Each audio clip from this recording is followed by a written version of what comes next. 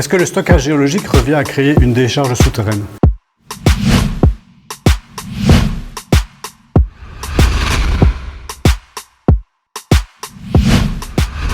Une décharge, cela fait penser à un endroit où on va abandonner et oublier ses déchets sans se soucier de leur impact sur l'environnement.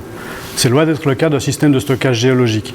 Ce système de stockage, tel que nous le concevons actuellement, fait l'objet d'une recherche de plus de 40 ans au sein du laboratoire souterrain HADES, qui est situé à Mol. C'est l'option la plus sûre pour pouvoir protéger l'homme et l'environnement des effets nocifs de ces déchets, et ce, grâce à différentes barrières. Tout d'abord, les déchets vont être emballés dans différents matériaux afin de pouvoir les confiner pendant plusieurs dizaines de milliers d'années.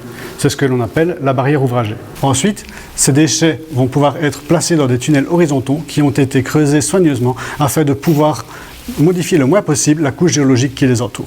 Cette couche géologique est appelée la barrière naturelle.